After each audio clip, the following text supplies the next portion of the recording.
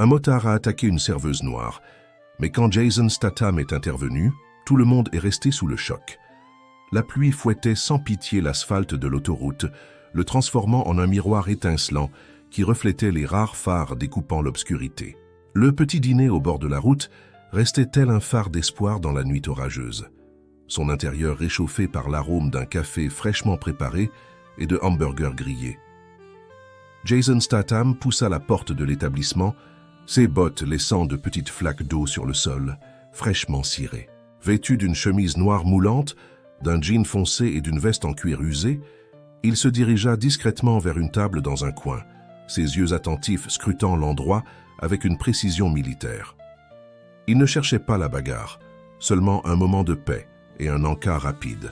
Le doux son du jukebox jouant un blues lent emplissait l'ambiance, se mêlant au murmure des quelques clients qui cherchaient de refuge contre la tempête. La jeune serveuse se déplaçait habilement entre les tables, mais ses gestes trahissaient une tension sous-jacente, comme si chaque tintement de la porte pouvait annoncer une menace. Statham observait tout d'un œil d'expert, captant chaque détail des lieux. Des années d'entraînement et d'expériences intenses avaient affiné ses sens, lui permettant de percevoir des nuances que la plupart ignoreraient. Quelque chose, dans l'air, avait changé, une énergie qui faisait s'éveiller son instinct de survie. Ce moment de paix fut brutalement interrompu lorsque la porte s'ouvrit violemment. 5 hommes firent irruption dans l'établissement, leurs bottes lourdes résonnant sur le sol. À l'avant-garde du groupe, un homme corpulent arborant une cicatrice, profonde qui traversait son visage, commandait la situation, ses yeux glacials fixés sur la jeune serveuse, tandis qu'un sourire moqueur se dessinait sur ses lèvres. Le silence s'abattit sur le dîner. Les clients baissèrent les yeux vers leurs tasses, tentant de se rendre invisibles. La serveuse, bien qu'essayant de garder son calme, ne parvenait à dissimuler le tremblement de ses mains, tandis que le chef des bikers s'approchait d'un pas lourd. « Bonsoir ma chère », dit-il d'une voix rauque. « Il est temps de notre petite contribution hebdomadaire.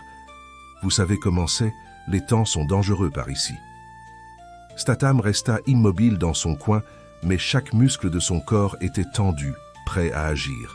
Il observait la scène se dérouler, remarquant comment les autres motards se positionnaient stratégiquement dans l'établissement, bloquant d'éventuelles issues. La serveuse tenta de garder une voix ferme. « Nous avons déjà dit que nous ne pouvions pas payer plus que ce qui avait été convenu initialement. » Le sourire du chef des bikers s'effaça, remplacé par une expression menaçante. Il agrippa fermement le bras de la serveuse, la tirant de près. Les autres motards éclatèrent de rire, accentuant la tension ambiante.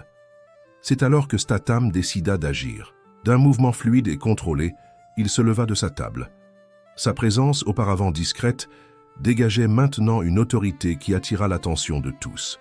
« Lâchez la fille », dit-il d'une voix claire et ferme, avec un léger accent britannique. Le chef des bikers laissa échapper un rire rauque, se tournant pour faire face au nouveau défiant. « Et qui es-tu pour me donner des ordres ?» Statham resta calme, ses yeux fixés sur l'agresseur. Quelqu'un qui ne tolère pas les lâches, qui intimident des innocents. Les autres bikers commencèrent à s'approcher, formant un demi-cercle autour de Statham. Le chef relâcha le bras de la serveuse, son attention entièrement focalisée sur l'homme qui osait le défier. « Les gars, » dit-il avec un sourire cruel, « il semble que nous ayons un héros ici. Montrons-lui comment nous traitons les héros dans cet endroit. » La tension dans l'air était palpable, tandis que la pluie continuait de tomber impitoyablement dehors. À cet instant, personne dans le dîner n'aurait pu imaginer qu'ils étaient sur le point d'assister à une démonstration de technique et de courage qui changerait à jamais le destin de cet endroit. La première attaque fut rapide et brutale, mais Statham se déplaça avec une agilité défiant presque la gravité. Le chef des bikers, sûr de sa supériorité physique, lança un coup de poing direct qui ne rencontra que le vide, tandis que Statham esquivait avec une précision millimétrique. « Dernière chance !» avertit Statham, sa voix conservant le calme initial. « Vous pouvez partir maintenant, et personne n'aura à se faire mal. » La réponse fut un assaut coordonné. 2 bikers se jetèrent simultanément sur lui, tandis qu'un troisième tentait de le contourner. Ce qui suivit fut une démonstration impressionnante de technique et de précision qui laissa tous les présents bouche bée. Avec des mouvements presque artistiques, Statham neutralisa ses assaillants un par un. Il utilisait la force et même le poids des agresseurs contre eux, transformant chaque attaque en une opportunité de contre-attaque. Un biker fut mis au sol par un coup précis. Un autre vit son propre élan utilisé contre lui, le projetant sur une table vide. Le chef du groupe, voyant ses complices être vaincus si facilement, sortit une paire de poings américains de sa poche. Ses yeux trahissaient non seulement de la colère, mais aussi une pointe d'inquiétude. « Qui diable es-tu » ? « Quelqu'un qui en a vu trop pour permettre à des gens comme vous de continuer à terroriser les autres, répondit Statham, sa posture décontractée contrastant avec la tension ambiante. Le combat s'intensifia lorsque les bikers, désormais plus désespérés, tentèrent de cerner Statham. Mais chacun de ses mouvements était calculé, chaque coup précis et efficace. Il utilisait les objets environnants à son avantage, transformant chaises et tables en obstacles contre ses adversaires. Le chef des bikers, frustré par la situation, se lança dans une attaque directe armée de ses poings américains. Statham bloqua le coup avec précision, saisissant le poignet de l'agresseur d'une force inébranlable. Dans un mouvement fluide, il désarma l'homme et l'immobilisa contre le comptoir. « C'est fini », déclara Statham, sa voix ferme mais contrôlée. « Toi et tes amis allez quitter cet endroit et ne jamais revenir. » Au loin, le son des sirènes commença à résonner, se rapprochant rapidement du dîner. Les bikers, vaincus et humiliés, comprirent que leur seule option était de battre en retraite. Le chef, toujours immobilisé par Statham, céda enfin. « D'accord, d'accord », grogna-t-il entre ses dents. « On part, mais ce n'est pas fini. » Statham augmenta légèrement la pression de son immobilisation. « Croyez-moi, c'est bel et bien fini. Parce que si je découvre que toi ou l'un de tes amis revient déranger ces gens, je reviendrai. Et je ne serai pas aussi clément la prochaine fois. » Lorsque la police arriva, elle trouva les bikers désarmés et subjugés. Les policiers prirent les déclarations des témoins qui ne pouvaient dissimuler leur admiration pour la compétence et le courage manifestés par Statham. La jeune serveuse, encore légèrement tremblante, s'approcha de Statham alors qu'il finissait son café, désormais froid. « Merci, » dit-elle sincèrement. « Je n'ai jamais vu quelqu'un les affronter ainsi. » Statham se contenta d'un léger hochement de tête. Parfois, tout ce dont les gens ont besoin, c'est de voir que résister est possible, que la peur ne doit pas être constante. Alors qu'il se préparait à partir, il laissa un pourboire généreux sur le comptoir. Dehors, la pluie commençait à diminuer, comme si la nature elle-même reconnaissait qu'il s'était passé quelque chose de différent cette nuit-là. Le dîner, bien que marqué par la bagarre, respirait un nouvel air d'espoir. Les clients, auparavant terrorisés, parlaient désormais avec animation de ce qu'ils venaient de vivre. Le courage d'un homme avait semé la graine du changement dans cet endroit. Statham se dirigea vers sa moto, garée dans l'ombre du parking. En démarrant le moteur, il savait que les événements de cette nuit auraient des répercussions bien au-delà de ce petit établissement en bord de route. Le Valet du Silence avait été le témoin seulement du début d'une histoire loin d'être terminée. Le lendemain matin, après l'affrontement, le dîner était devenu le centre de l'attention du Valet du Silence. Le soleil levant éclairait les traces de la bataille de la nuit précédente. Quelques chaises cassées, une table renversée, des marques sur le mur. Mais c'était le brouhaha des conversations qui emplissait vraiment l'atmosphère. La nouvelle de l'étranger qui avait affronté seul le gang de bikers se répandait en ville tel un feu de paille. Chaque personne entrant dans l'établissement avait sa propre version de l'histoire à raconter, chacune plus extraordinaire que la précédente. Mais la vérité, telle que vécue par la jeune serveuse, était encore plus impressionnante que tous les rumeurs. Alors qu'elle nettoyait le comptoir, elle ne pouvait se défaire de l'image de Jason Statham affrontant les agresseurs avec une habileté qui semblait venir d'un autre monde. Il y avait quelque chose dans ses mouvements, dans sa posture, qui laissait supposer des années d'entraînement spécialisé. Ce n'était pas seulement de la force brute, c'était de l'art, de la précision, de la stratégie. Le shérif local, un homme robuste d'une 50aine d'années nommé Mike Thompson, entra dans le dîner peu après 9 heures du matin. Son visage était empreint d'inquiétude alors qu'il prenait place au comptoir. « Une autre tasse de café, shérif », proposa la serveuse en saisissant la cafetière thermique. « Oui, s'il te plaît », répondit-il en se frottant les yeux fatigués. « J'ai passé toute la nuit à enquêter sur notre mystérieux visiteur.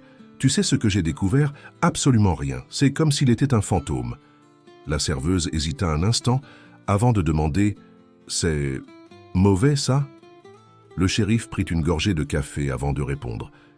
Pas nécessairement. Mais les personnes dotées d'une telle compétence ont généralement un passé compliqué, et les passés compliqués ont le don de nous rattraper aux moments les plus inopportuns. À cet instant même, à des kilomètres d'ici, dans un entrepôt abandonné aux abords de la ville, le chef des bikers, encore meurtri par la défaite de la nuit précédente, passait un appel important. Sa voix tremblait de colère tandis qu'il relatait les événements à quelqu'un au bout du fil. « Tu ne vas pas croire qui est arrivé », dit-il en caressant la cicatrice sur son visage. « Tu te souviens de ce Britannique qui a ruiné notre opération à Londres il y a 5 ans? Il est ici. » Un long silence suivit au bout du fil, puis une réponse fit sourire le chef des bikers. Pour la première fois depuis la nuit dernière. « Oui, je suis sûr que c'est lui. Et cette fois, nous ferons les choses comme il se doit. » De retour au dîner, la journée s'écoulait sous une atmosphère différente. Les gens marchaient plus droit, parlaient plus fort, comme si un poids invisible avait été enlevé de leurs épaules. Le courage d'un homme avait montré qu'il était possible de résister à l'intimidation. À l'hôpital local, Joe, le propriétaire du diner, recevait la visite de la serveuse qui lui racontait les événements de la nuit précédente. Ses yeux brillaient d'émotion tandis qu'elle décrivait comment Statham avait défendu l'établissement. « J'ai toujours su qu'un jour, quelqu'un aurait le courage de les affronter, » dit Joe en s'ajustant sur le lit d'hôpital. « Mais il y a quelque chose qui me préoccupe. Des gens comme ce Statham, ils n'apparaissent pas de nulle part dans une petite ville comme la nôtre. Il doit être à la recherche de quelque chose. » La serveuse réfléchit aux paroles de Joe.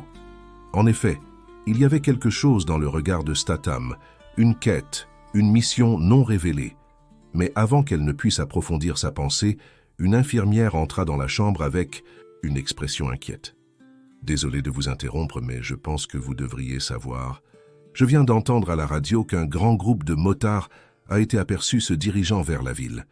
Et d'après ce qu'on dit, ce ne sont pas des gens sympathiques. » Le cœur de la serveuse s'emballa. La victoire de la nuit précédente, qui semblait si définitive, se révélait maintenant n'être que le premier acte d'un drame bien plus grand. En regardant par la fenêtre de l'hôpital le soleil se coucher à l'horizon, elle ne pouvait s'empêcher de se demander où était Jason Statham maintenant. Et plus important encore, reviendrait-il quand la ville en aurait le plus besoin? Ce que personne ne savait, c'est qu'en cet instant précis, Statham était plus proche qu'on ne l'imaginait, enquêtant sur des indices d'un passé qui refusait de rester enterré. Un passé sur le point de transformer le Valet du Silence en le théâtre d'un affrontement bien plus grand que tout ce qu'on pouvait imaginer. Le soleil se couchait à l'horizon du Valet du Silence, peignant le ciel de teintes d'orange et de rouge qui semblaient annoncer ce qui allait arriver. Jason Statham était assis sur sa moto, au sommet d'une colline offrant une vue privilégiée sur la ville. Ses yeux aguerris observaient les mouvements dans les rues en contrebas, tandis que son esprit analysait les informations qu'il avait recueillies au cours des dernières 24 heures. L'affrontement au dîner n'avait pas été un accident. Statham le savait depuis le moment où il avait reconnu la cicatrice sur le visage du chef des bikers. Cette marque était le rappel d'un combat antérieur, par une nuit pluvieuse à Londres, lorsque qu'une opération internationale de contrebande avait été démantelée. À l'époque, beaucoup d'impliqués avaient été arrêtés, mais certains s'étaient échappés. Maintenant, 5 ans plus tard, leurs chemins se recroisaient. Dans une chambre d'hôtel en périphérie de la ville, Statham étalait sur le lit divers découpages de journaux et photographies. Les gros titres racontaient une histoire que peu avaient être liée, une série de petites villes le long de la côte ouest des États-Unis, progressivement dominées par des groupes de motards. Le schéma était toujours le même. Cela commençait, à part de petites intimidations, évoluait vers des extorsions et se terminait par le contrôle total de l'économie locale. Son téléphone vibra, un message d'un ancien contact des forces spéciales britanniques. Confirmé, l'homme à la cicatrice est Marcus Stone. Il n'est pas le cerveau de l'opération, attention, ils savent que tu es là. Statham rangea son téléphone, un léger sourire se dessinant sur ses lèvres. C'était exactement ce qu'il attendait. Le Valet du Silence n'était pas simplement une autre ville sur la carte, c'était une pièce cruciale d'un puzzle bien plus grand. Au dîner, la serveuse terminait son service avec un sentiment d'inquiétude. Les clients de la journée avaient apporté des récits troublants, des motards inconnus aperçus dans les villes voisines, des réunions suspectes dans des entrepôts abandonnés, des mouvements étranges sur les routes secondaires. Tu penses qu'il va revenir ?» demanda un vieil homme pendant qu'elle ramassait sa tasse de café vide. « Qui ?» répondit-elle, bien qu'elle sache exactement de qui il parlait. « L'homme qui les a affrontés.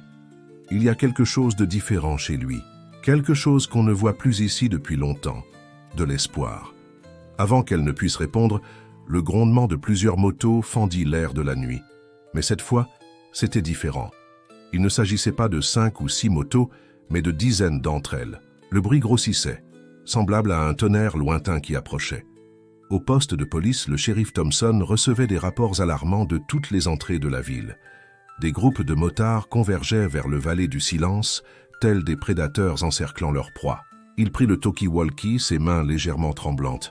« À toutes les unités, situation d'alerte. Je veux que toutes les entrées de la ville soient surveillées. Nous ne savons pas ce qu'ils veulent, mais nous n'allons pas permettre qu'ils intimident notre ville. » Ce que le shérif ignorait, c'est que Statham était déjà en mouvement. Il l'avait prévu, la fierté blessée de Marcus ne lui permettrait pas de laisser passer l'humiliation de la nuit précédente. Mais cette fois, ce n'était pas seulement une question de défendre un établissement. Il s'agissait de mettre fin à une opération criminelle qui terrorisait des communautés entières depuis bien trop longtemps. Alors qu'il guidait sa moto dans les rues sombres de la ville, Statham repassait mentalement son plan. Il savait que les criminels s'attendaient à le retrouver au dîner, prêts pour une revanche. Mais des années d'expérience lui avaient appris que la meilleure défense est l'effet de surprise. Le Valet du Silence était sur le point de devenir la scène d'un affrontement qui changerait à jamais le destin de tous les impliqués. La nuit ne faisait que commencer, et avec elle, la promesse d'une bataille qui ne serait pas décidée uniquement par la force, mais par l'astuce et la détermination d'un homme pour qui la justice était une mission de vie. Dans l'ombre des ruelles et des venelles, les habitants de la ville observaient, mêlant peur et espoir. La tempête approchait, et au cœur de celle-ci, un ex-militaire britannique aux compétences extraordinaires se préparait à affronter non seulement un groupe de criminels, mais un empire bâti sur la peur et l'intimidation. La pleine lune émergeait derrière les nuages, illuminant les rues désertes du Valet du Silence. Le décor était planté pour l'acte final d'un drame qui avait commencé bien avant cette nuit au dîner. Et cette fois, il n'y aurait pas de demi-mesure. Le Valet du Silence vibrait de la tension d'une corde de violon sur le point de se rompre.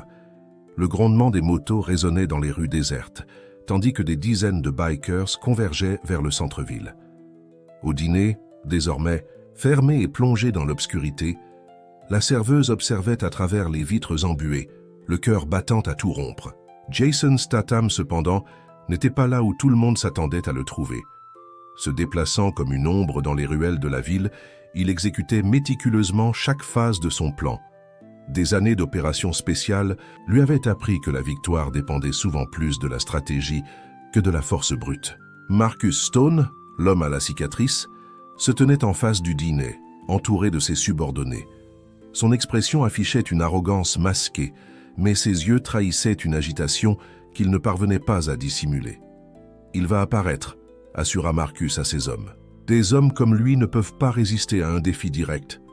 Ce que Marcus ignorait, c'est que Statham était déjà en action. Un par un, les groupes de guetteurs postés aux entrées de la ville furent neutralisés silencieusement. Non pas par une violence inutile, mais par la précision chirurgicale d'un homme entraîné à neutraliser sans causer de blessures permanentes. Au poste de police, le shérif Thompson reçut un appel inattendu. Toutes leurs voies de fuite sont bloquées, se fit entendre la voix de Statham au téléphone. C'est maintenant à vous de montrer que cette ville n'appartient pas aux criminels. Le shérif échangea un regard avec ses adjoints, des hommes et des femmes qui, depuis longtemps, se sentaient impuissants face à l'intimidation. Maintenant, une véritable chance de changement se profilait. « Mobilisez toutes les unités », ordonna-t-il. « Ce soir, nous reprenons notre ville. » Au centre-ville, Marcus commençait à comprendre que quelque chose n'allait pas. Les communications avec ces groupes extérieurs avaient cessé, et un silence inquiétant régnait dans les rues adjacentes. C'est alors que la voix de Statham résonna dans les haut-parleurs de la place centrale, installée pour les festivals de la ville. « C'est fini, Marcus. Vos voies de fuite sont bloquées, vos hommes ont été neutralisés, et la police fédérale est en route. J'ai suffisamment de preuves pour vous relier, vous et votre organisation, à des crimes dans 3 États différents. » Marcus dégaina, son arme, tournant frénétiquement à la recherche de l'origine de la voix. « Sors de l'ombre, espèce de lâche. Réglons ça en homme. » « J'ai dépassé ce stade de ma vie, » répliqua la voix de Statham, venant désormais d'une autre direction. « Il ne s'agit plus de prouver qui est le plus fort, il s'agit de justice. » C'est alors que les lumières de la ville s'éteignirent complètement. L'instant d'après, des voitures de patrouille apparurent de toutes parts, leurs sirènes perçant l'obscurité. Statham avait coordonné avec le shérif Thompson un plan transformant la ville en un piège pour les criminels. La panique s'empara des bikers. Certains tentèrent de fuir pour découvrir que toutes les issues étaient bloquées. D'autres se rendirent immédiatement, réalisant que la situation était perdue. Voyant son empire s'effondrer, Marcus fit une ultime tentative désespérée. Il se précipita vers le dîner, comptant en faire son dernier bastion de résistance. Mais en forçant la porte, il trouva Statham qui l'attendait. « Il y a 5 ans, à Londres, tu as échappé de justesse, » dit Statham d'une voix calme mais ferme. « Depuis, j'ai suivi ta trace de ville en ville, observant comment toi et ton organisation détruisiez des communautés par la peur. Ça s'arrête aujourd'hui. » L'affrontement final fut bref mais intense. Marcus attaqua avec la fureur d'un homme qui n'avait plus rien à perdre. Mais Statham était prêt. Par des mouvements précis et mesurés, il neutralisa l'agresseur, démontrant que la véritable force résidait dans la capacité de vaincre, sans infliger de dommages inutiles. Lorsque le soleil se leva sur le Vallée du Silence le lendemain matin, la ville avait changé. Les arrestations opérées durant la nuit révélèrent un vaste réseau criminel s'étendant sur plusieurs États. Plus important encore, elles montrèrent qu'une communauté unie, inspirée par un acte de courage, pouvait vaincre la peur qui l'avait paralysée. Au dîner, désormais rouvert et bondé de clients, la serveuse servait du café à Statham une dernière fois. « Tu vas partir, n'est-ce pas ?» demanda-t-elle. « Mon travail ici est terminé, » répondit-il avec un léger sourire. « Mais le plus important, c'est que vous avez découvert votre propre force. C'est cela qui a vaincu Marcus et ses hommes, non pas moi, mais le courage d'une ville entière qui a décidé de ne plus vivre dans la peur. » Alors que Statham se préparait à partir, le shérif Thompson s'approcha. « Tu sais, il y a toujours un poste vacant au commissariat si jamais tu souhaites t'installer. » Statham sourit, mais secoua la tête. Il y a d'autres villes qui ont besoin de découvrir leur propre courage, d'autres endroits où la peur doit encore être affrontée. Et ainsi, Jason Statham quitta le Vallée du Silence, laissant derrière lui non seulement une ville libérée de la peur, mais une communauté qui avait appris une leçon précieuse. La véritable force ne réside pas dans la capacité d'intimider, mais dans le courage d'affronter l'intimidation. Le dîner au bord de la route continua d'être un lieu de rencontre, mais désormais, les histoires qui y étaient racontées ne concernaient plus la peur et la soumission. Elles parlaient de la nuit où un inconnu avait montré à une ville entière que parfois, tout ce qu'il faut pour changer le monde, c'est le courage de faire le premier pas.